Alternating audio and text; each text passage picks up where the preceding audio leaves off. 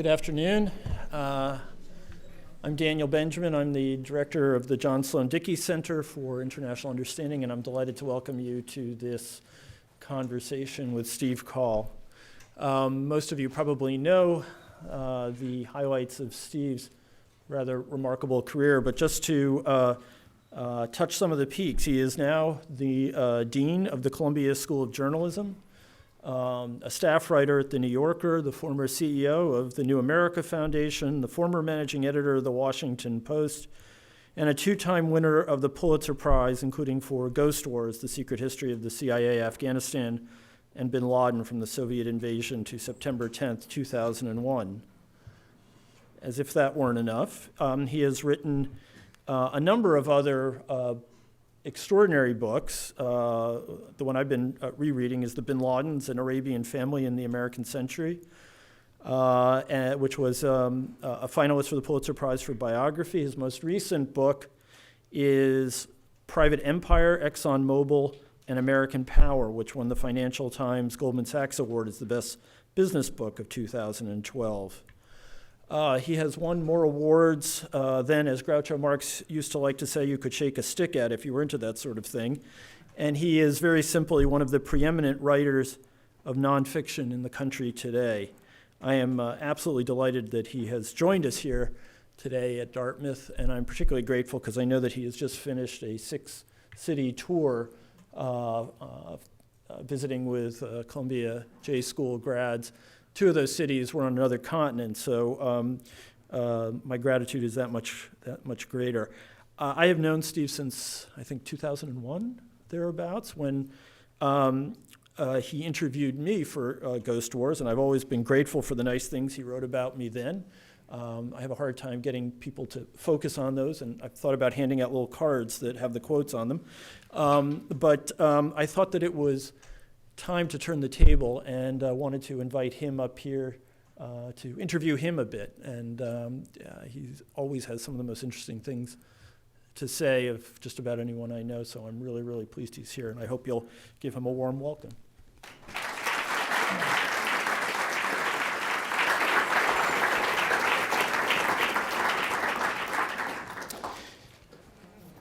So, Steve, let's start out with those last 3 books, really the last decade of production. You've taken on the CIA, the bin Laden family, and ExxonMobil. The poet Yeats had that great line, the fascination of what's difficult. What gives? I mean, can you just take on some easier targets? Yeah, I keep thinking I should be writing about baseball or something where people will talk to you. But how about the Kardashians? Yeah, So, well, I did. I mean, I love to report, and I love to be motivated by a difficult project, and each of those had their own story. I won't bore you with where they each came from, but I will say about halfway through the Exxon project, which was a 4-year reporting project, I realized I had done this. That my last 3 projects had been the CIA, the bin Ladens, and ExxonMobil. And I have to say ExxonMobil was by far the hardest subject of and it was the only one where I was actually afraid that a white van might pull up someday and just buckle me off the street, take me off the street. But you do learn lessons about how to report on closed institutions, and that I got better at as I went along. And they were each different problems, and each institution responded to my work in a different way. But you get essentially it's an outside-in project, and that for an investigative reporter or a reporter, that's what's fun, because you end up just chipping away at the wall from so many different angles. And if you were reading the bin Ladens, I mean, most of the insights in that book, a lot of the narrative stitching came from civil litigation in the United States, in state courthouses, just going with the things that I used to do when I was 23, going down, digging into divorce files involving bin Laden's traffic accidents. I mean, there turned out to be tons of civil litigation in which various bin Ladens, brothers, half-brothers, and sisters of Osama had sued somebody or another over something. Right. And in those files was basically the story of the family. But it was sitting alone in the Orlando County, or whatever the county, Orange County courthouse around Orlando, Florida, reading these litigation files and then realizing they had depositions and disclosures by the family about all kinds of things that, frankly, I don't think our government had ever looked at. And you have those kind of eureka moments where you're like, wow, this is really... They also had a bad habit of crashing planes. So crashing there was also planes, a lot yes. of, Yeah. this is well before 9/11. It's Yeah. important to know that Yeah. Mohammed bin Laden, the patriarch, and the son also both died in plane crashes. Yeah, indeed, that was a kind of motif of, and in fact, the father, who was an amazing man, self-made man, built this huge construction company up in Saudi Arabia during the early days of the oil boom, and he was the first private subject in Saudi Arabia to own a private jet, and he had all American pilots. And he had an office, a procurement office on Broadway, and this big multinational workforce. And Osama clearly took inspiration from his father's sort of leadership of these multinational groups and camping out in the desert, a lot of eerie sort of parallels. But the eeriest of all was that his father was flying to this border with Yemen, where the bin Ladens had these Bechtel-like contracts to build defense infrastructure with an American pilot in charge. And the American pilot basically made an error in the approach to a desert strip and crashed and killed the father. And then the family business and the family empire fell to the control of the eldest son, Salim bin Laden.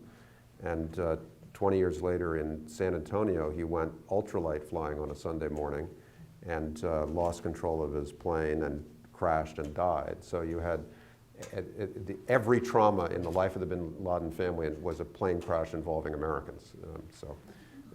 I tried not to make too much of that, but I couldn't help but take notice of it. It's quite a motif. I'll praise you shamelessly now. First of all, I think you got in that book inside of Saudi Arabia in a way that no one else has done, and I do think it's one of the most remarkable and strange places on earth.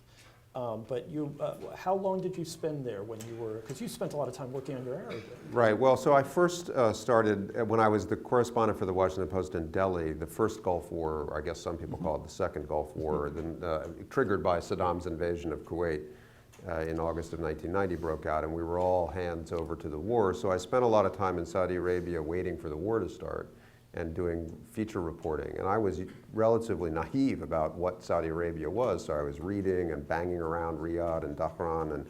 And so I first started to be interested in Saudi Arabia then, and went back a few times. And then when I decided to write about the bin Ladens, it was exactly because I felt, as someone who had spent some time in Saudi Arabia, always outside of the kind of palace bubble, in trying to report on the streets. Very hard place to work because there are really no points of entry for a journalist. Normally, if you go into a new country, you have academia, universities, professors, human rights groups, civil society, maybe newspapers, media companies, places where you can start, NGOs. Saudi Arabia, you basically have none of that. And there's no free speech on university campuses. There's barely any human rights organizations. The press is an arm of the government communications wing, and there are interesting people in all those places, but it's not an easy place to work. So, yet I'd gotten to know all these Saudis, and I felt like there was a story of the complexity of Saudi modernization, basically the consequences of the oil boom for the generation that came of age with all this sudden wealth, the shock of the oil boom, and the way it created these, barely prepared global lives, represented by the 54 brothers and sisters of the bin Laden family and Osama's generation. They basically had suddenly these allowances of, $200,000, $300,000, $400,000 tax-free 1970s dollars in cash, after previously living in the proverbial Bedouin tent, and they could go out into the world and purchase any life they want, any identity they wanted. Some of them went to London and became casino gamblers. Some of them bought houses outside of Disney World. Some of them went to the mosque and got tied up with the Muslim Brotherhood and became political activists. And it was almost a kind of a controlled experiment in global identity. And yet, when you read about Saudi Arabia in the popular press, at least, it's very hard to get any of that flavor, the texture, the complexity, the sort of contradictions built into single lives. And so I thought, with that book, I had in mind these books I'd read in college, multi-generational narratives of the Rockefellers or the Kennedys or the Fords, and it's sort of an American story through a multi-generational family. And so that was the idea, was to do it about the bin Ladens. So I moved to Saudi Arabia for couple of months and got ensconced in what passes for a think tank in Riyadh, and I had an Arabic teacher every morning. I didn't expect to really acquire Arabic, but I wanted to learn the structure of the language because Osama was someone who is said to have a really full relationship with modern standard Arabic and saw himself as a poet, and I wanted to understand what that meant. And so, yeah, it was the hardest reporting outside of certain parts of the Exxon project, because you, as a journalist and as a reporter at this point in my career, I have all these self-motivating speeches. Just keep at it, keep persistent. It's frustrating. Just pick up the phone, call another person, and it was sort of the Woody Hayes, the old Ohio State, 3 yards in a cloud of dust. Just keep at it, and eventually you'll get there. Well, in Saudi Arabia, I just would keep at it. I'd look down, and I was like, you've moved 6 inches. You've got nothing. And I kind of came out of there after 2 months thinking, yeah, I had some material that I could use, but I had a long way to go. And if it hadn't been for public records that the bin Ladens, in effect, had created this giant footprint of their lives in London and in Europe and Sweden and in the American courthouses, I'm not sure I would have had a book in the end. Saudi Arabia is still a very hard place to work. Very tough place to work. It's a tough place to work, even if you're working for our government. One theme that you mined really in a fascinating way in that book, which had interested me a lot in what I had written on the original terrorists of Al-Qaeda, was the identity challenge that they felt as they shifted between modern West and their, I would say, more traditional thoughts and their own thoughts of themselves as being somehow contaminated by the West, that causes a reaction and a religious revivals kind of pattern. For me, this was evident in a lot of the people who were found in the United States on the either in the Ramzi Youssef case or later on in some of the later conspiracies. But that is one of the really fascinating things you see about Osama, but a lot of the bin Ladens and a lot of the people around them too. Yeah, well, Saudi Arabia is a very it's a very proud society. It was never colonized outside. I mean, Jeddah is a complicated international city, but Riyadh, the central high desert, and the tribes that lived there, and small oases, and they were never conquered because nobody saw any reason to go into those deserts.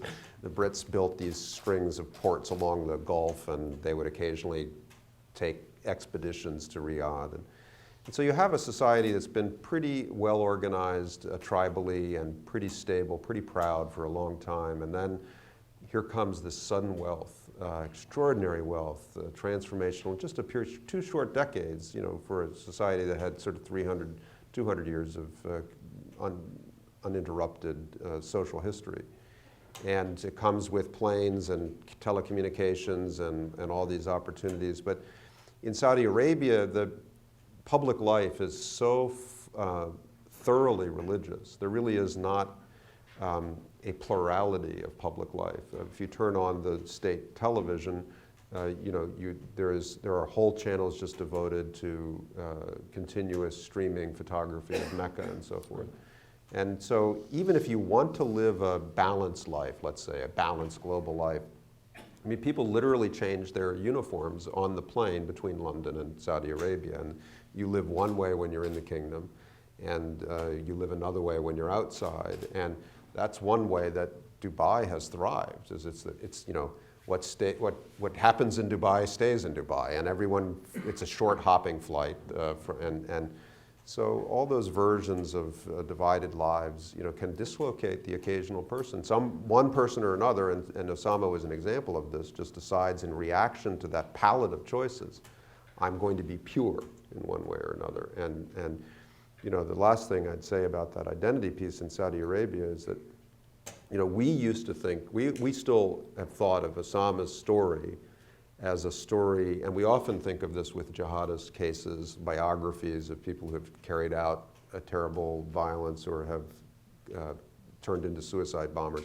For us, the mystery of their lives is a turning point of radicalization, right? It's a radicalization narrative. They were going along in some kind of normalized way, and then something happened to turn them. Well, I think that's not quite the way to read Osama's life, because when he went to the jihad, he was doing so with the affirmation of his family, his society. I mean, he was seen as a volunteer with pride, the way families would have seen the volunteerism of their college-age children who went to New Orleans after Katrina to hammer houses together. You know, it was a righteous cause celebrated in public. And in fact, within his own family, Osama was a kind of marketing strategy to the ideologues in Saudi Arabia. They said, well, we've got one religious brother. Some of us have blue jeans and, you know, rock and roll clubs in Beirut and houses in California, but we're a Saudi family, and you should meet our brother Osama. He'll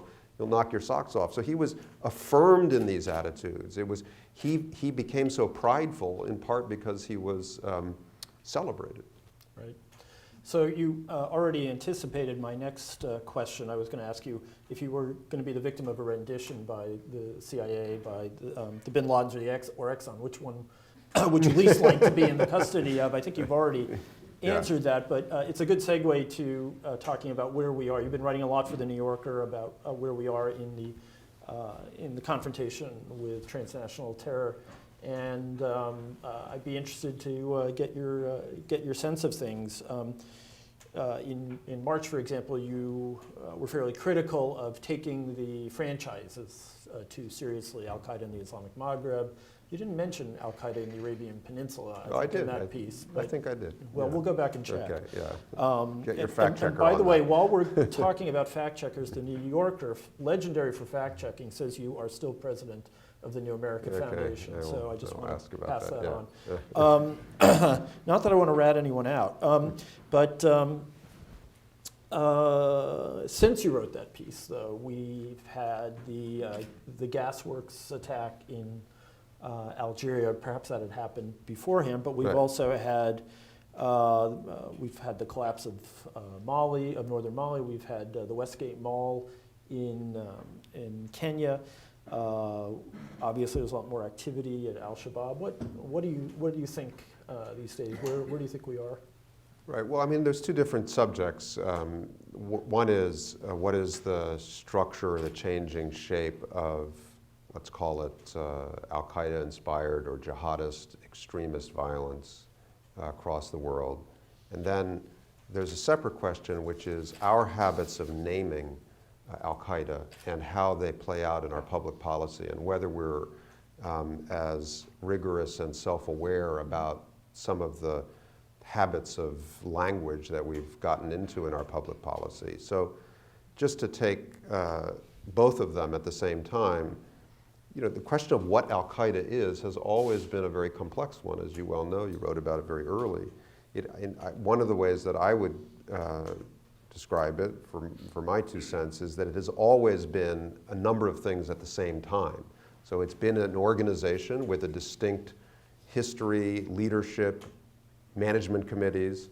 It's also been a coalition or a network of like-minded groups, an alliance, various degrees of ties among those like-minded groups. It's also, in addition to that, always been an aspirational movement and a set of ideas that might inspire people to act without any contact with the organization or its leaders.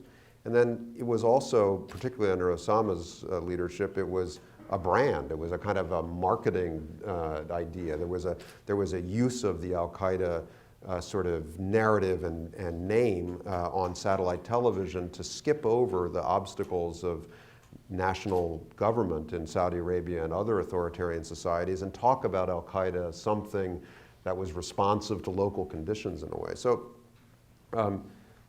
it's to define yourself as at war with something called Al-Qaeda requires you to come to terms with all these different meanings of the phrase.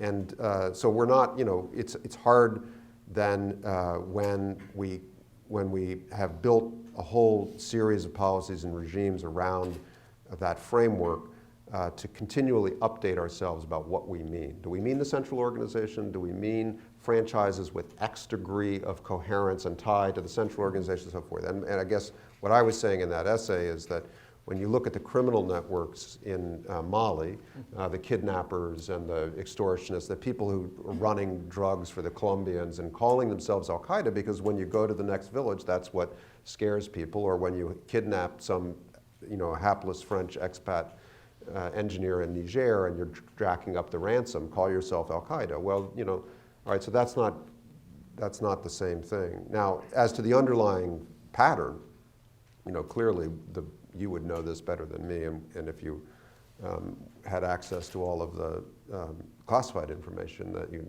have now systematically erased from your mind, you would probably describe in more detail than me. But I mean, basically, the big headline narrative is that the pounding that Al-Qaeda, the central organization, took in Western Pakistan along the Afghanistan border during the first Obama term, which was partly a result of the surge of American troops into Afghanistan, which led to a whole series of strikes inside Pakistan that were also aimed at protecting deployed American forces, not just at decimating Al-Qaeda there. But that whole pounding, all of those drone strikes that have been documented, it's broken up the central organization. And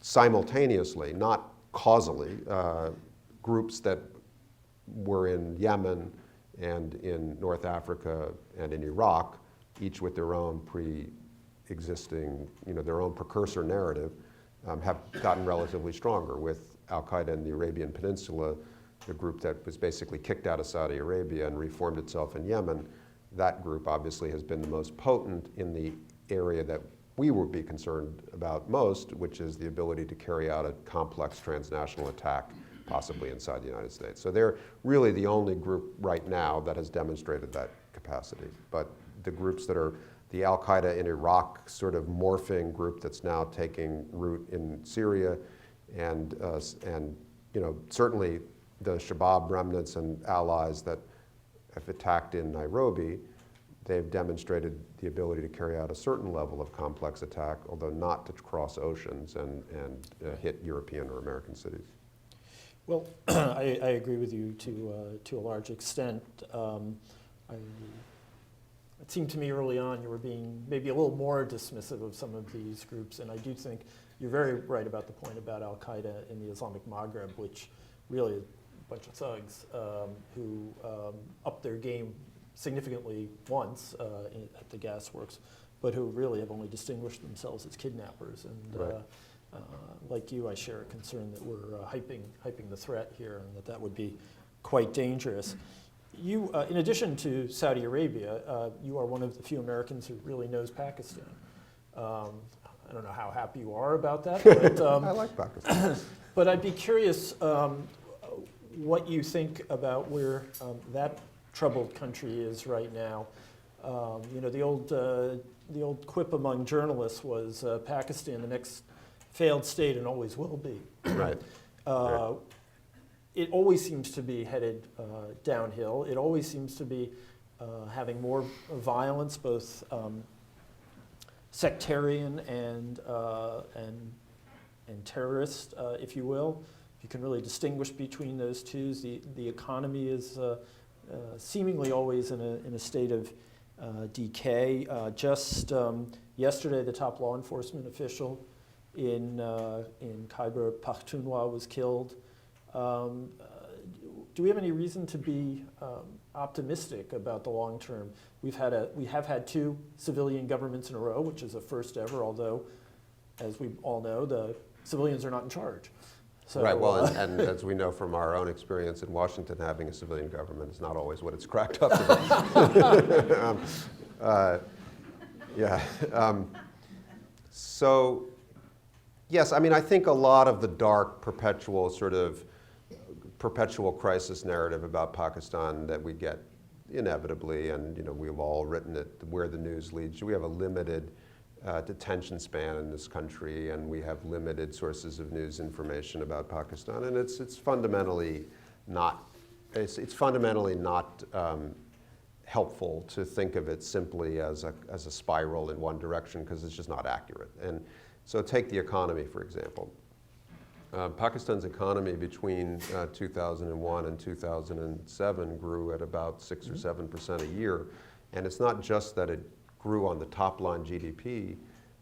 If you went down to the Indus River Valley, where agriculture was booming and where you have all these market towns that are sort of tied to export industries in Hyderabad and Karachi. I mean, the place was, people were, and the World Bank has documented this, people were moving out of poverty at unprecedented rates. I mean, whole families were, sort of economically and socially mobile, and in a way that you would see in northern India, during the same boom period. Now, the floods, the global economic crisis, and the rise of an insurgency domestically in Western Pakistan, terrible governance, and all of the things that are familiar to us have, I don't mean to suggest that this is a success story, but Pakistan never shrank, even during the financial crisis. Its rates of growth fell behind the rates of population growth, but it's still, it's a complex, resilient society. And I think Anatole Levin's book, Pakistan, A Hard Country, though, I don't agree with every aspect of its framing. I think it's a very useful counterweight to the standard kind of Newsweek cover story narrative, not to pick on Newsweek. Which actually world's most dangerous country. Went the way of history before Pakistan. Right, before Pakistan did, yes, that's true. But the main thing in the kind of political narrative now is that you have two things going on at the same time. On the one hand, well, three things I'll mention. One is this successful transition from one fully serving civilian government to another after an election that the world correctly judged as mostly free and fair, pretty good in the circumstances. It's the first time that's happened in Pakistani history. That's a big deal. And it's not something that just happened. It's something that Pakistani political leaders, civil society, business leaders constructed. I mean, when the army and others were about to mess with this transition, for the first time the PPP and the right, the PML and Nawaz Sharif's party agreed. They stood together even though they're death rivals for power. And so they've constructed this transition. Now what good it'll do, we'll see, but it's a big deal. The second thing that's happening is that all of the leadership that's been in place in Pakistan since things started really going bad in 2007. So General Kiani, the Chief of Army Staff, has been very powerful, self-extended his term. The PPP-led government that was elected after Benazir Bhutto's assassination, led by Zardari, and the Chief Justice, who has been the center of kind of an assertion of judicial power in Pakistan that didn't have any precedents. They're all leaving at the same time. So now Kiani's retired. Have we named his successor? It was supposed to happen this week. Anyway, Kiani's retiring in a couple of weeks. Nawaz Sharif is the new prime minister, and the Chief Justice is stepping down. So this whole proposition that Pakistan can sustainably move toward civilian-led, shared governance is now going to be tested all over again, and we'll see where we are in 5 years. The last thing is, all of this would be a lot more, would present a lot more cause for tempered optimism if the Pakistani Taliban weren't waging such a persistent and virulent insurgency, mostly in the Pashto-speaking areas of Western Pakistan, federally administered tribal areas, and what do we call it? KP. No, Khyber K2P. Anyway, there's a two. Paktika Anyway, and, so and that insurgency in southern Punjab has also become persistent and embedded, in places like Bawalpur are now no-go zones for many people, including Pakistani police, never mind Western reporters. So the insurgency has become a stalemate. The Taliban have, every time the Pakistani Taliban have taken important territory, as they did in Swat last time around, the Pakistani state, including public opinion, the police, the army, young soldiers who are going to give their lives, on the front lines, they all have rallied and pushed the Taliban out. But they do not have the national capacity, they have not demonstrated the national capacity to defeat or co-opt the insurgency in its homeland to the west of Pakistan. And that has created this long, violent stalemate that's been going on really since the raid on the Red Mosque in July of 2007. That's 6 years now. And that has a corrosive effect when you live in a constant insurgency. It pressures the state. It has all kinds of knock-on effects. Well, there's an awful lot more to cover, but I thought maybe we'd move to another even less joyous place right now, one that you've been writing with a great deal of passion about, and that is Syria. And I was very much impressed by your piece on chemical weapons, because I was sort of disappointed at how caught up that issue became in all kinds of questions of what is our long-term strategy in Syria, and what is this going to do to the UN, and the military comments that were, I thought, very much beside the point.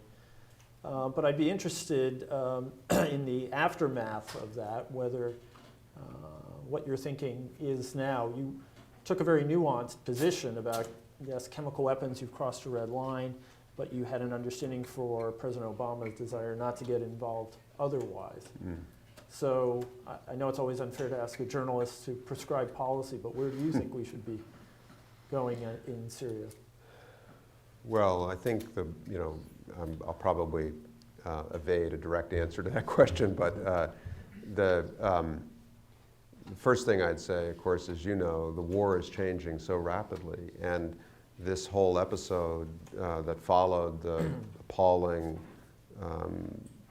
murder of, what was it, 1,400 in the end, people outside of the suburbs of Damascus, has itself changed the character of the war in so many different ways. And the sort of sad part of that is that though it wasn't the intention of presumably anyone other than Assad, his henchmen, and Vladimir Putin, it has had the effect of reinforcing Assad's position to a point now where it's much harder to imagine where the pressure to force his departure from power and a proper negotiation for the reconstruction of a federated, plural state a la Bosnia. I mean, that's the only kind of end state you can ever imagine once the violence would wear down that would be just and sustainable, would be something where Assad departs and the Alawite community and the Christian community that is sheltered under Alawite protection negotiates for some kind of order, and there is peacekeeping and the rest of some sort, a Lebanon-like mess with periodic eruptions of violations of the agreements, but essentially a burned out embers organized in a plural state under international sort of supervision and support of some type. So that requires Assad's departure, in my opinion, and now he's reinforced, and so the lesson of his father, which is you just tough it out, you kill enough people, and you hold at least one great power close, and you can get through it. That looks like a much more plausible strategy than it did. But how you could argue for much longer than we want to about why that happened. It certainly wasn't President Obama's intention, but when he set off the chain, when his White House set off the chain of events, we were talking about this earlier, the one thing that really appalls me about that sequence of events, more just as a Washington guy, who's watched presidencies in so many different circumstances, I can't remember another White House that made such a consequential decision about a congressional vote without an accurate head count. I mean, that's like blocking and tackling in Washington. You don't go to Congress and put your whole presidency on the line unless you are very confident on the basis of experience and head counts and whips and networks that you're going to get what you want. I mean, George H.W. Bush got a war powers vote, and it was closer than it looked, because lots of people, knowing that the vote would go a certain way, kind of lined up at the end to make it for political purposes. So that was the unforced error to me in that whole sequence, because it created the circumstances in which Putin rescued Obama from his own dilemma, and then ended up linking this very important reassertion of the global norm against chemical weapons use to Assad's entrenchment. Right, and the irony, of course, is that it appears the White House made that decision after watching the British fail to do their nose counting. Right, yes. Yeah. So, yeah. I guess the moral of the story is don't try this at home. But I agree with you, quite a bumble there. So let's move closer to that other area of interest that we share, journalism. And first of all, I'll ask you a question that's sort of in the overlapping area, which is, you've been writing a lot about how the administration has been treating the press. We've had some absolutely staggering leaks, and in the case of the Snowden disclosures, arguably, and I share this view, the greatest compromise of intelligence in history. And this was repeated again yesterday by the head of the British MI5, and I think that if you took a lot of people in Washington aside, they would agree. I think, these sorts of things happen in newspapers sometimes without people, having a chance perhaps to do the surveying and the reconnaissance to figure out what it is exactly that was going on. And this is an enormous change. You wrote back some months ago that you thought that in the end this and the WikiLeaks served a public interest. And I was wondering if you still feel that way, if you want to elaborate on that. Yeah, I mean, I think... Especially as someone who knows intelligence better than any reporter. Well, let me just sort of set a slightly different context, and then I'll address that. I think, the first thing to bear in mind is that we are in a period of extraordinary disruption to our regime of free expression and press law. And, in journalism in this country, we had a period of extraordinary stability between the Sullivan libel case in 1963, which established the world's most permissive environment for journalists in terms of libel law, and then the Pentagon Papers establishing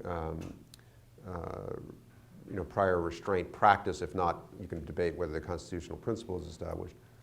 But between Pentagon Papers and Sullivan and WikiLeaks, you had a period of great stability and space for journalism, and that also coincided with the rise of very strong self-funding independent media organizations where we were both employed, Time in your case, and the Washington Post in mine. So that period of stability ended with WikiLeaks.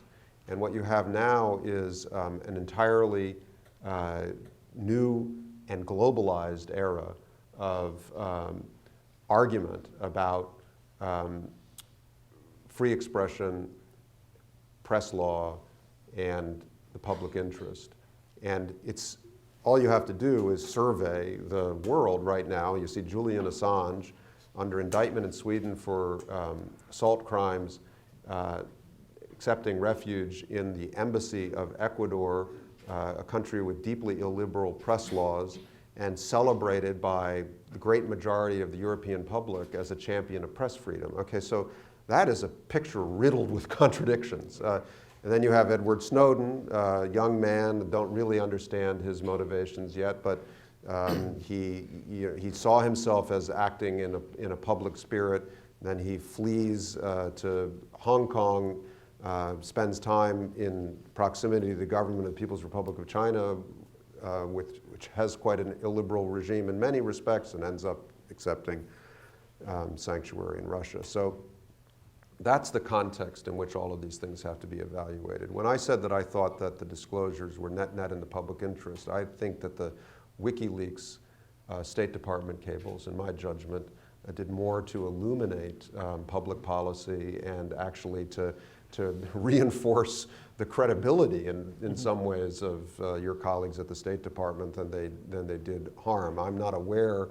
I am quite sensitive to the disclosures of confidential conversations, sources, human rights activists, and others, and I take seriously the argument that's been made by the State Department that those names and disclosures jeopardize people. But there was a filter through the first phase of the WikiLeaks disclosures, through editing at the New York Times, The Guardian, Der Spiegel, and elsewhere, that I think I'm not aware of any demonstrated case of any loss of life associated with those disclosures.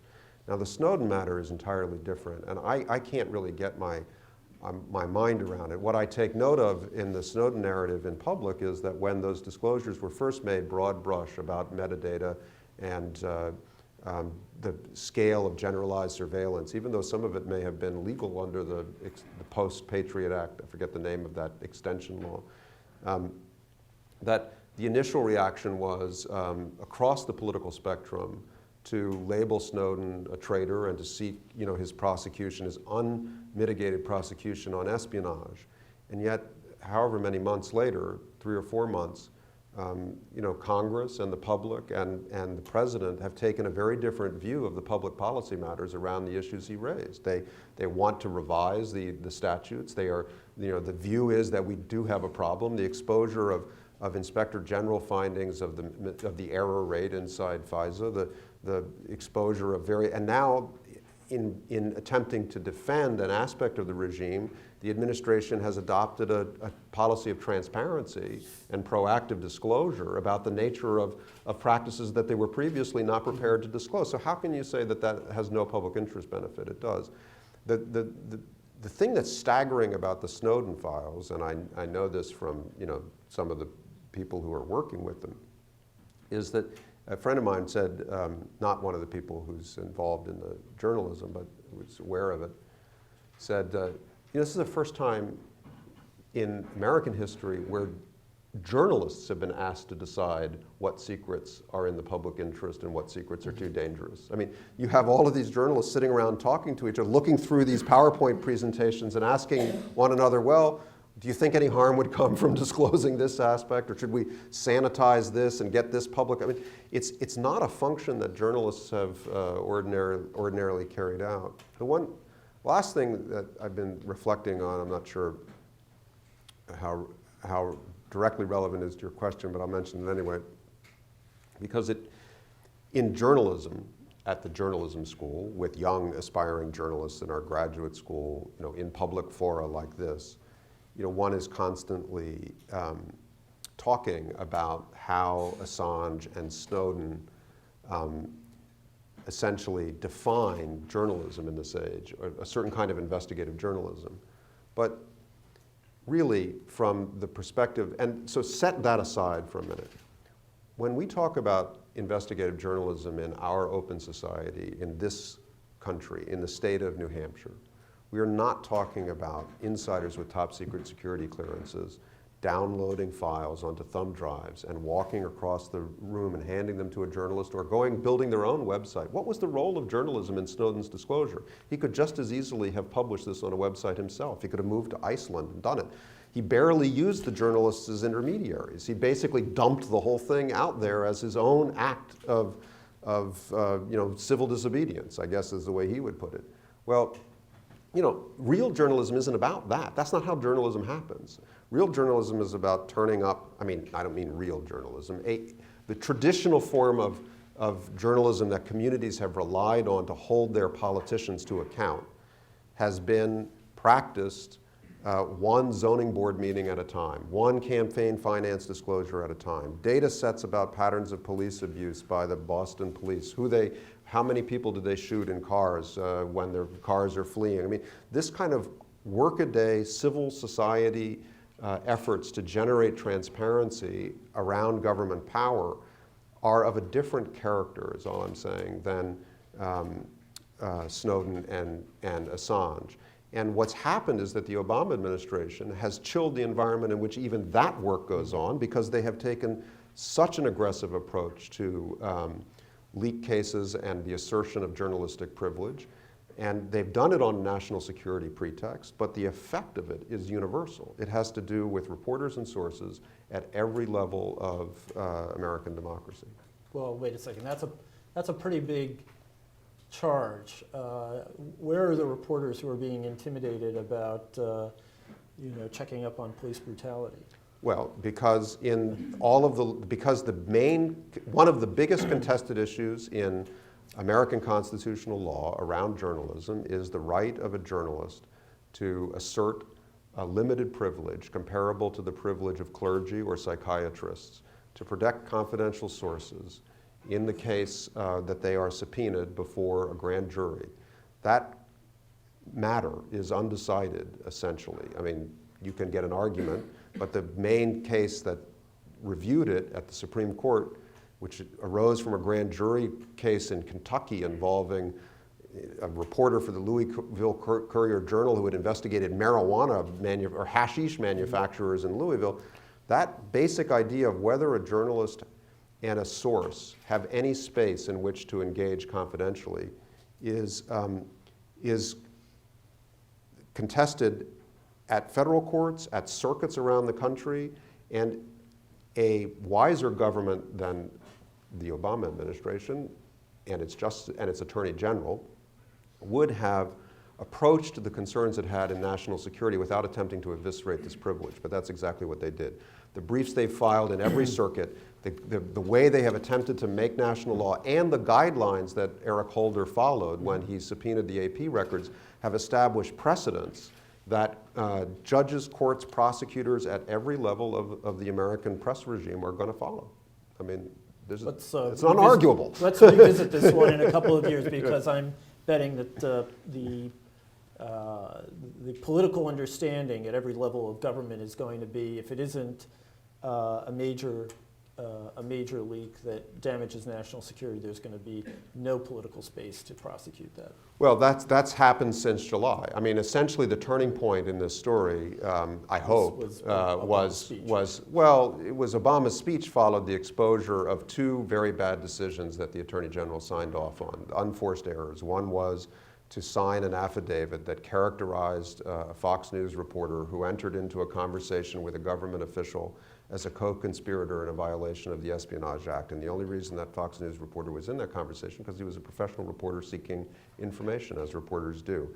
So that stepped over a line and produced public and political reaction. And the second thing was the AP subpoena, which involved essentially subpoenaing a wide range of reporter and editor records without notification to the target organization. And it was a departure from, basically 30 years of Attorney General guidelines.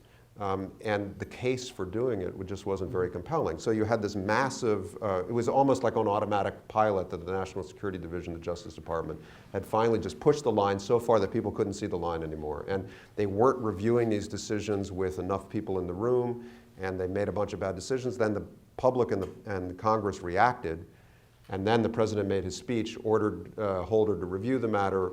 Holder issued new guidelines in July. On paper, those new guidelines are pretty good. And if they become the law of the land over the next 10 or 20 years, we'll be better off slightly. But anyway, that's how so I see it. I agree with you that this is an aberration in journalism, having Snowden deliver all this information in the way he did. But I want to probe a little further. If you were still managing editor of the Post, how would you have felt if someone dropped that flash drive on your desk? Well, I would try to understand what's in it and what matters of public interest it contains. And the question of receiving leaked information from sources is not novel in this case. What's novel is the volume and the complexity and the contested claims about the damage that is contained in that file. That's unusual. Normally, when you get into a situation where you acquire, for example, operational detail. Here's the easiest ethical case to teach at a journalism school. So a reporter learns that the FBI has identified a violent terrorist living in a house in suburban Boston. And they've documented this person's purchase of bomb-making materials, and they've eavesdropped on him according to the FBI, and the next morning they're going to make an arrest. And this guy doesn't know it's coming. And you have it the night before. You're going to put it on the nightly news and tip the target? Right. Why is that in the public interest? I mean, that's not in the public interest. There's no public interest served by tipping the target. So people withhold information about operational and technical detail all the time. The Snowden thing is just of an order of magnitude. I mean, I know some things that I can't talk about with a video camera running or in front of a public audience about what that material is, but I would just say that I think from what's been described in public about the sheer volume of it, he carried out massive amounts of material. And it's completely unedited. I mean, I'm not sure that he didn't understand what was on all those slides in many cases, right? So there are a lot of PowerPoint slides, and it's Washington. There's a lot of acronyms. You know, if you don't have top secret compartment and clearance to some of these acronyms, even you at the State Department wouldn't have known what they meant, right? So it's very difficult to just drop the flash drive, open it up, and say publish or not publish. I mean, there's a question of understanding that I think is essential to any form of journalism. Even if you're not trying to be responsible, you still ought to at least understand what you think the story is about. Do you think that happens? I find it difficult to evaluate. I think that some of the top line disclosures about the use of metadata, I mean, I have thought that if I really wanted to have the kind of understanding about that question that perhaps I should have, that I would need to go to a cabin and pull out all of the coverage and all of the slides that have been disclosed and posted on the Guardian's website and go back to when this began in May and just read it all systematically and try to figure out what I understand and what I don't understand. Because even as a very attentive consumer to the raw disclosures like the PowerPoint slides and the rest, and as someone who knows something about how the telecommunications industry works, I still don't understand 30% of what I've read. And I understand some of the big arguments about metadata. I understand that there is an assertion of error rate and sloppiness in the system that gets my attention. I understand that that's been found. I also understand that the people who have been criticized say, well, it was not as bad as the Inspector General or the FISA court made it out to be. How are we as citizens of an open society, notionally protected by the Fourth Amendment, supposed to evaluate these claims? I mean, I don't know. It's one of those areas in which the complexity sort of defies democratic right. efforts. And I am entirely sympathetic with everyone in this audience who I presume holds this view, which is, I'm sorry, trust us is not good enough, right? You're gonna need to. There's got to be more than that as a defense. Although let's remember that the trust was established by the agreement of all three branches of government that this program was legal, viable, and essential.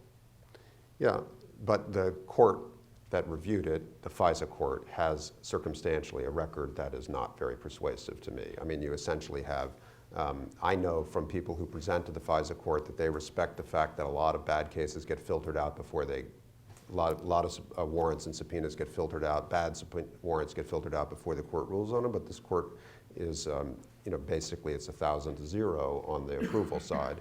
And if you look at the judges that have been approved, the degree of scrutiny they've received, I mean, I'm not, I'm unpersuaded that the judicial oversight of this program has been as rigorous as the American people would normally expect it to be. So, it certainly hasn't been transparent. So let's move on. I know that a lot of people want to ask questions, but I have a few more that are just on the press for you.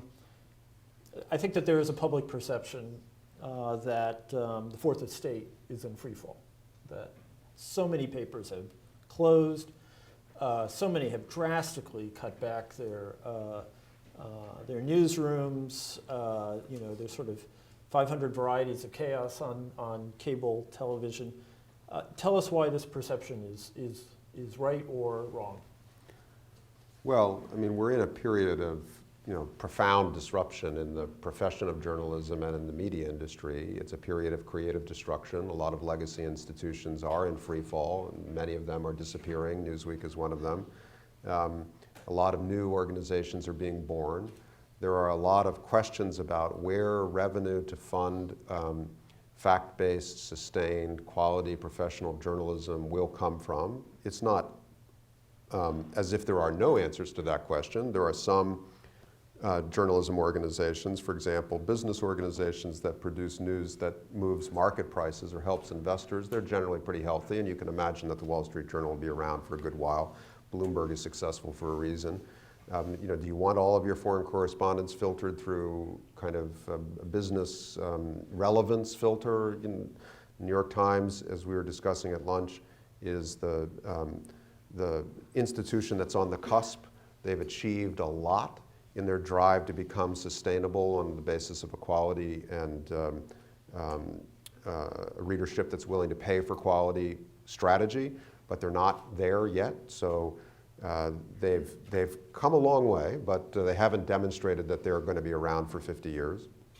There was as newspapers shrank, there was a call for nonprofit and other civil society organizations for public radio to fill up some of the space that those commercial newsrooms were leaving behind in terms of working reporters turning up at zoning board meetings and holding attorneys general to account. I testified at a hearing that John Kerry held before the Senate Commerce Committee about the future of journalism, improbably enough.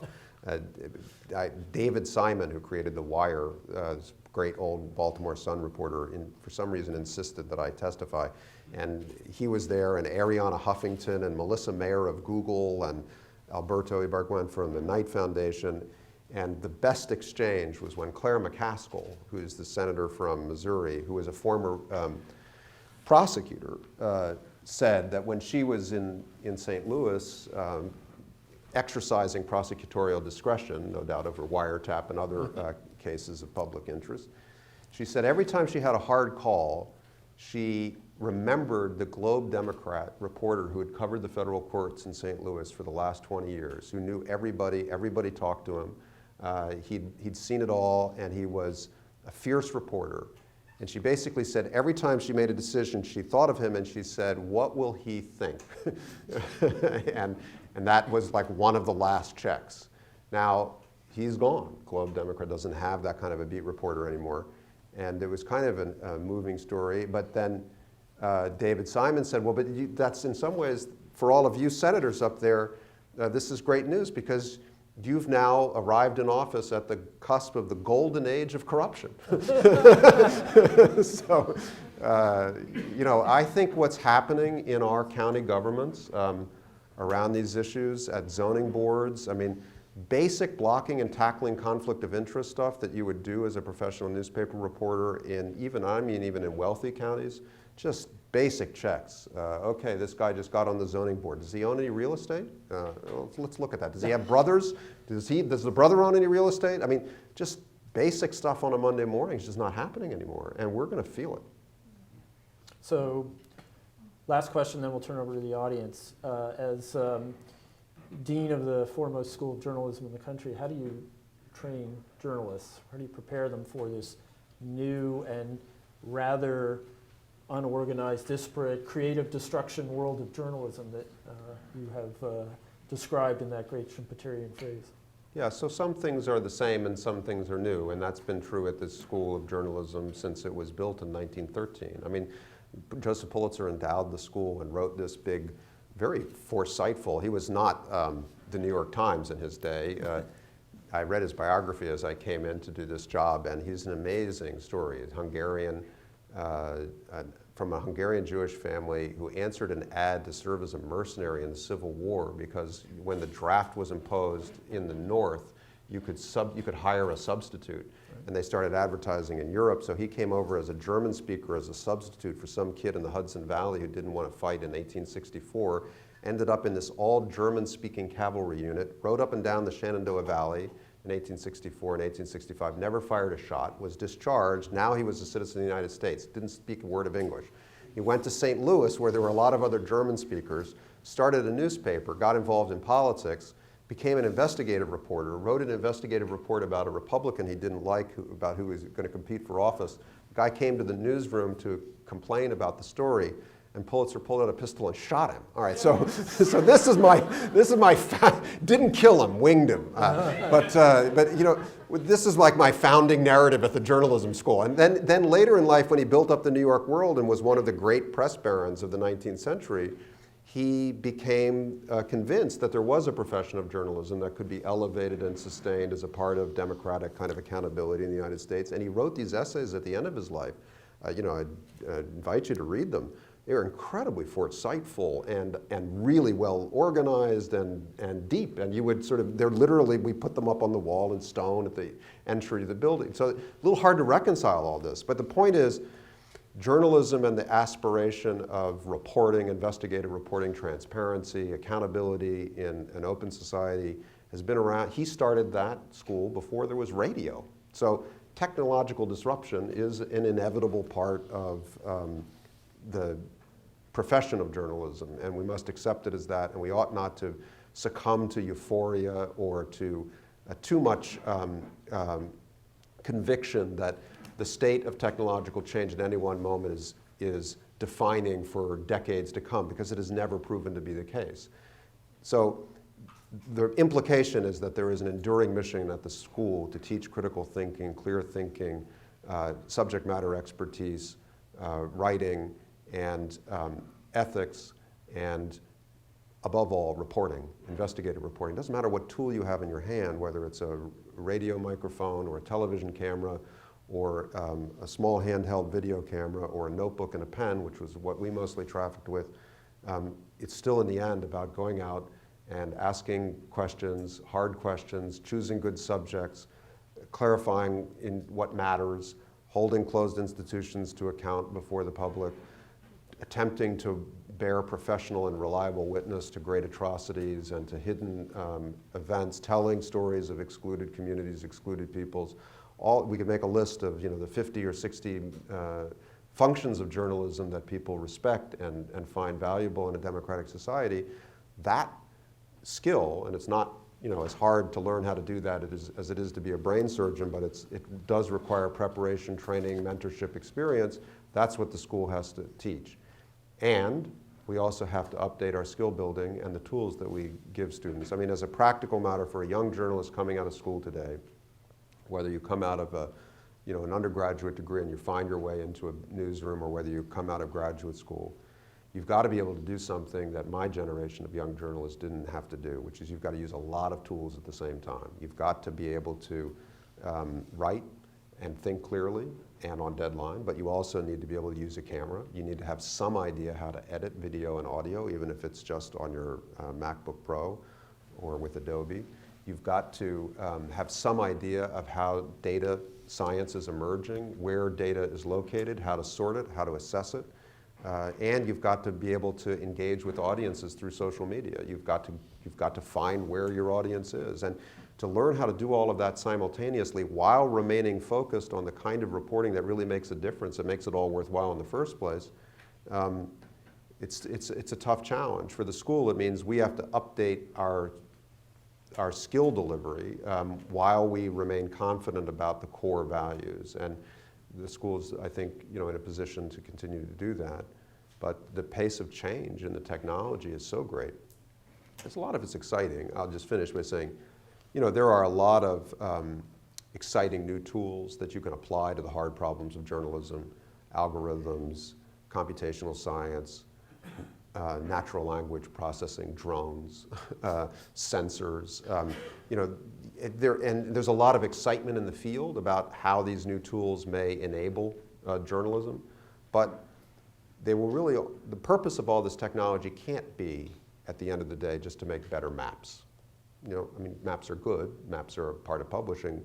It's got to be about addressing the hard problems of journalism. Where are the closed institutions that frustrate us? How do we document corruption? How do we replace the fact that there's no reporter at the zoning board who's going to produce these routine checks on behalf of the citizenry about whether the brother owns real estate and whether the real estate is up before the board? Maybe we can write an algorithm to automate that at every jurisdiction in the United States that publishes its data. These are the kinds of questions that make the technology relevant, not the technology in and of itself. Okay. And are you carrying a gun now, or? Yeah. Okay. So let's. Well, great. Raise your hands, please, and the microphone will come to you. Right back there. People are saying that, and you've alluded to it already, that we're entering a new era of investigative reporting, for example, where non-profits are partnering with legacy newsrooms to produce meaningful work. What are the big emerging trends you see for investigative reporting, and what role will non-profit investigative journalism centres have? Yeah, it's a great question. I think after the crisis in newspapers, when newsrooms started to shrink, philanthropists, foundations, and others responded with a call for a shift of philanthropic attention to the collapse of this, this function, this democratic function of accountability reporting. And as a result, a lot of investments were made in startup nonprofit news organizations like ProPublica, local ones that sprang up on their own, like Voice of San Diego or MinnPost in the Twin Cities area. And one of the fears was that these models, as they relied on philanthropy and foundation giving, wouldn't prove to be sustainable. And in fact, it's still a question hanging over that sector. There are institutions like ProPublica, Center for Investigative Reporting in California, and a couple of others that have proved to be sustainable through philanthropic giving models. They do great work. They've made a real difference. But they can't replace the kind of state house, local, police, and political investigative reporting that newspapers have left behind as they've shrunk or disappeared. So there's a lot of interesting ideas about how that might be replaced, that reporting function might be replaced. Some people emphasize the value of citizen journalism, essentially amateur, self-appointed kind of watchdogs, a kind of town hall approach to democratic accountability journalism. Some people have seen libraries as potentially centers in communities to train volunteer citizens in the techniques of public records reporting and to encourage them through blogs and other means to turn up and provide this sort of reporting. I'm open to those kinds of approaches. I think it's the goal that's necessary. The difficulty is sustainability. I don't want to make a kind of reified, cult out of the professional salaried working reporter, but I do think that there is a difference between what someone trained to carry out professional journalism can do and someone who isn't. That doesn't mean that training can't be distributed into society in a different way, in effect in an a-profit way. It's not really about nonprofit or for-profit. It's actually about the function of accountability and witnessing and so forth. There are lots of interesting ideas and experiments, but they result from a professional journalist perspective, the digital revolution has been enormously disruptive, and many people find it to be destructive. It's been destructive of their own careers, destructive of their own plans, their own savings in some cases. But it's also been regenerative because it has collapsed the barriers to entry into publishing. The principal structural effect of the digital revolution has been to tear down the walls that prevented any of you from starting a newspaper in Washington, D.C. tomorrow, because in the days when I worked at the Washington Post, you would have had to go to Japan, spend $600 million on a printing press, come back, negotiate a contract with union drivers to deliver papered newspapers all around the city. I mean, it was a huge barrier to entry. Now, you can go down into your basement with some good coding skills and build what you call the Washington Star, and go down to Congress and carry a notebook and report the day's events and come home and make a newspaper. And if you can figure out how to reach an audience, you're in business. Now, you may not make any money, but the door is open. So that's the real area where we've yet to see the models form, but where there's a lot of interesting experimentation and possibility. What's back there? Okay, so this is kind of shifting the focus from journalism back to the Soviet invasion of Afghanistan. I've read a lot about how a lot of people believe the Stinger missile, or the introduction of the Stinger missile by like the CIA and foreign powers, was one of the biggest turning points in the war. Do you agree with this idea, or do you think the Soviets were inevitably going to lose in Afghanistan? I commend to you a book called Ghost Wars that somebody wrote, because that's that kind of, there's a lot of narrative detail about that in there, and I do, and there's a pretty good case study that Harvard's, I think, Kennedy School put together under Ernest May, one of the rare case studies where intelligence officials and others cooperated, about very complex classified decision making, and it was basically around the decision to go ahead and ship the Stingers in. I'll keep it very brief, but Essentially, I think the best evidence is that not the Stinger alone, but the ramping up of technological investment in the resistance. It wasn't only the ability to knock these special forces Soviet helicopters out of the sky that started to turn the war and demoralize the Soviets. It was also the fact that the United States started to provide satellite maps of targets, allowing relatively undertrained guerrillas to approach targets successfully and exit intact. They gave them also anti-tank missiles. They gave them night vision and sniper rifle capability. They basically put a lot of tools in their hands that they had previously declined to put in their hands. And the motivation was to try to turn the war, to win the war. And now, big war like that is a complicated event. There's no easy way to describe cause and effect. But you have to observe that the decision to invest the guerrillas with these tools coincided in time with achievements on the battlefield and the development of deeper demoralization on the Soviet side. Now, if it hadn't also been the time when Mikhail Gorbachev came to power and wanted to change and recognize the whole Soviet system was failing and wanted to change, it gets to be silly season with this kind of what if, but it was certainly, I would say, there's no question that the introduction of those technologies, including the Stinger, played a very significant role in the course of events between the time they were introduced in 1985 and the time that the Soviet Union decided in 1987 to begin to negotiate a withdrawal.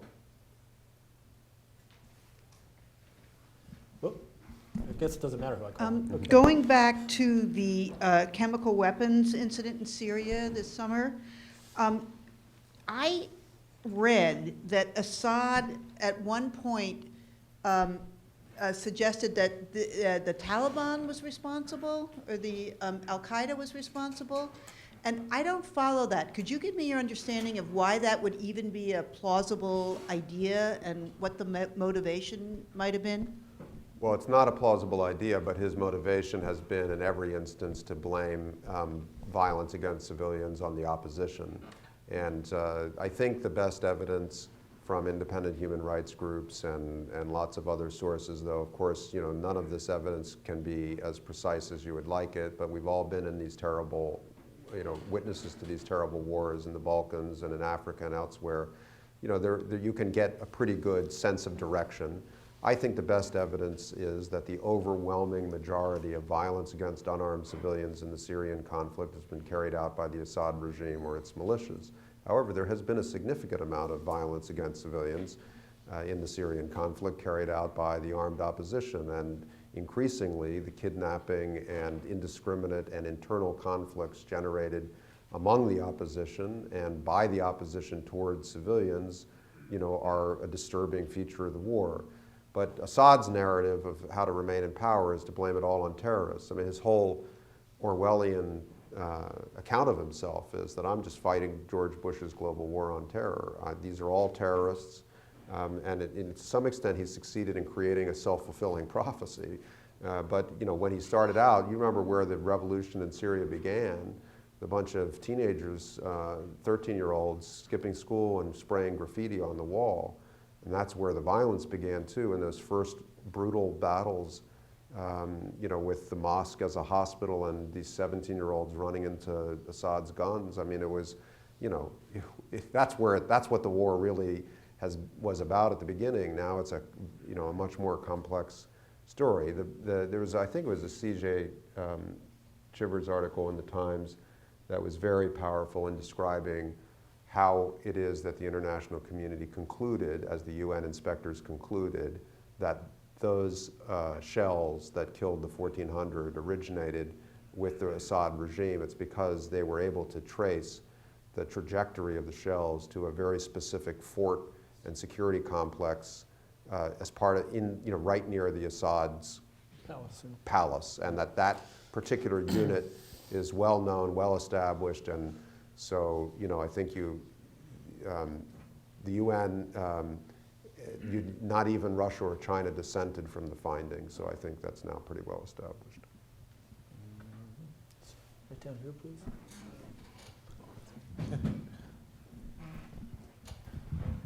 I'd appreciate your appreciation of what has seemed to me to be underreported in the Manning and Snowden leaks, which is the questionable competence of the architects of our national security apparatus who think that hundreds of thousands of people can get security clearances and have access to the data, both the quantity and quality of data that Manning and Snowden had, and think that there can be secrecy sustainable with so many hundreds of thousands of people having access to this data. Well, what do you think about that? I Well, mean, you could make the case that what the Snowden leaks really exposed was not Big Brother, but the consequences of the contractor, bloated, undermanaged national security state. No, I agree entirely. If you have 1 million people with top secret clearances, it's not a top secret clearance anymore. And it's just impossible to control, and the law of averages will catch up with you. But I do think that it's also correct. I mean, the information that Snowden had, you know, a reasonably small number of people had compared to that 1 million. But obviously, it's still too many, and it wasn't monitored correctly. And as for a private having access to such a large class of diplomatic cables, you know, passes all understanding. So, Shouldn't there be some accountability and a story about that? Isn't that the big story? yes, but that's a case of failure by so many people that you know, you would need a large stadium to figure out how it got that wrong. There was no one point of failure, I'm afraid. So, Do you think America is an exceptional country? Do I think America is an exceptional country? Yes. Yeah. your political career Yes, rests yeah. on this one. Yeah. I mean, that's a loaded term, but it's obviously an exceptional country in the sense that it was born in exceptional circumstances. It has exceptional geography and history and an exceptional constitution. That doesn't mean that it has an exceptional right, you know, to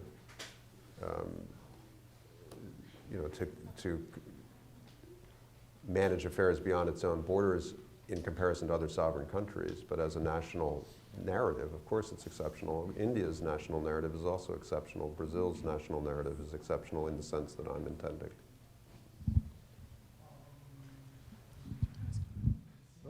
Sorry, one more thing. I haven't heard much recently about Mullah Omar. Like, is there anything like updated about him? I mean, we hear so much about bin Laden, but I don't really know what happened to him. So I was wondering. You're like my microcosm greatest potential reader, but you haven't read my work yet. I'm so- sorry.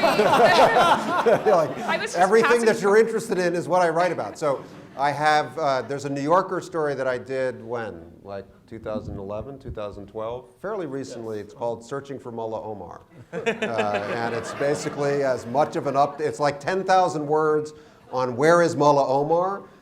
You and I are probably the only people who were interested in that story, but I got my editors to put it in the magazine, so you should go find it and read it. You may have to go behind the paywall to get it, though. You have the Apple Maps sort of locator, right, yeah. in downtown I mean- Quetta. Okay. Yes.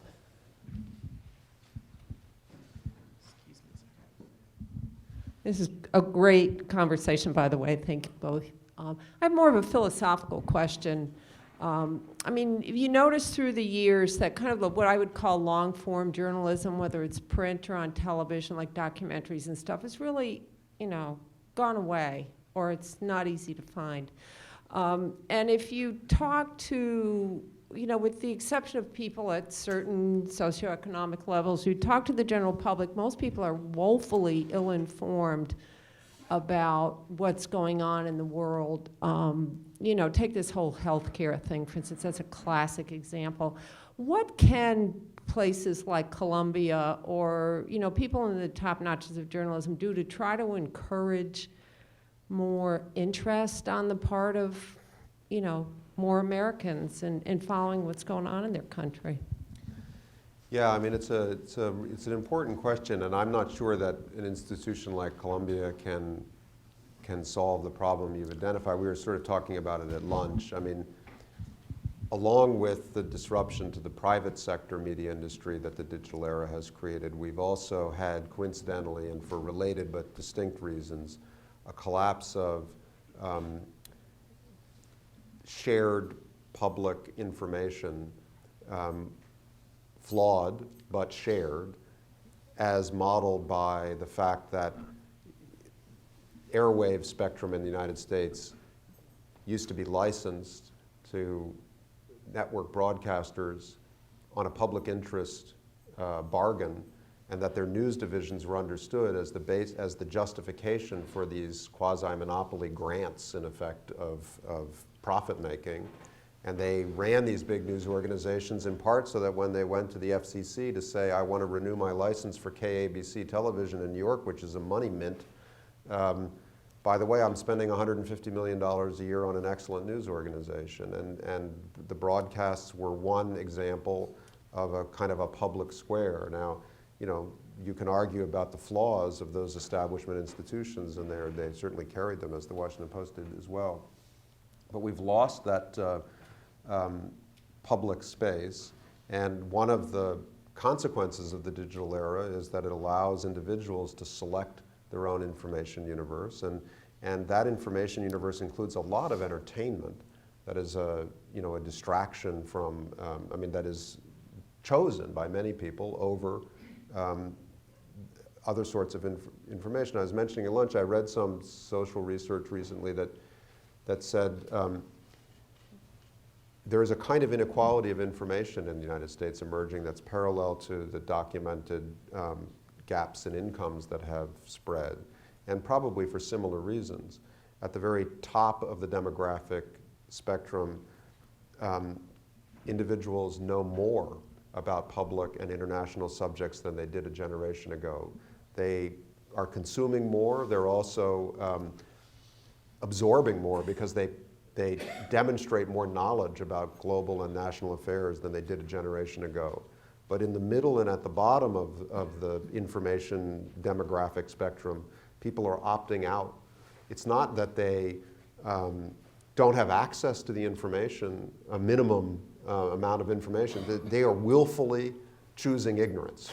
That's how they would prefer to organize their time. So I don't know how to kind of document what they're doing exactly with their time, but there is no public square that forces them to reckon with some common stream of information and news.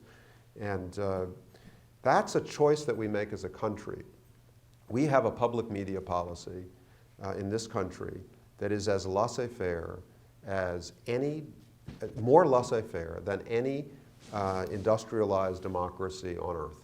I mean, by orders of magnitude. We never quite understand how different we are in some of our public policies, but we spend less money per capita on public media. I mean, public radio stations, public newsrooms, public television, or put it in libraries and make for information centers for citizen journalists, whatever it is you want to define as public media.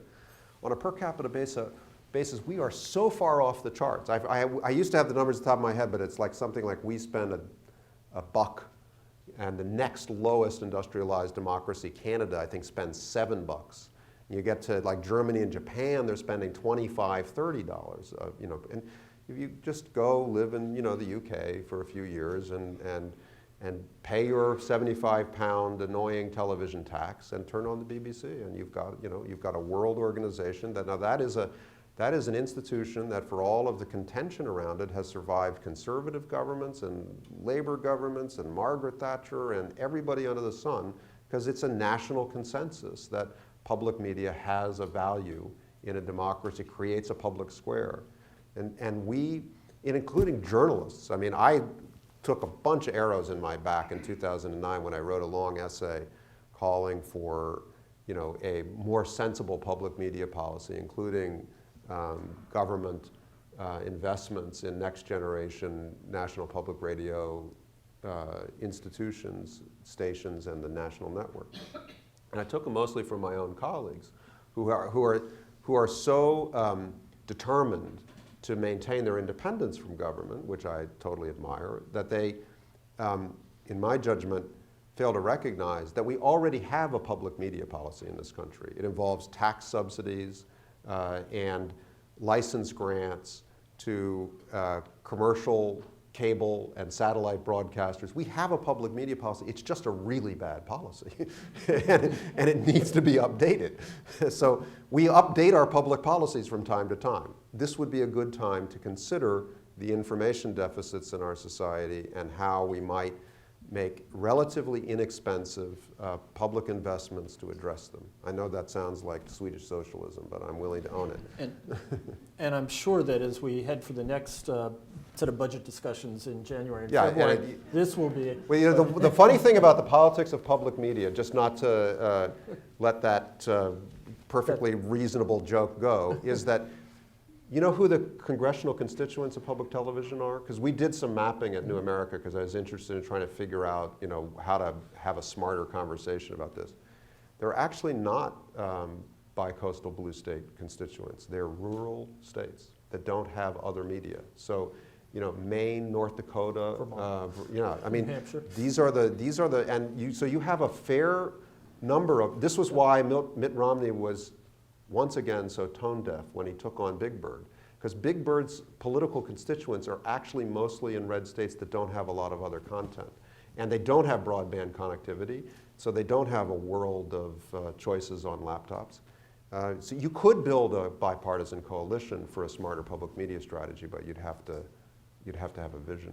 We had a visitor here a week or two ago who pointed out that the state that had the largest percentage of its population on the public employment roles was Wyoming. So Right. there are paradoxes on top of paradoxes here. Right.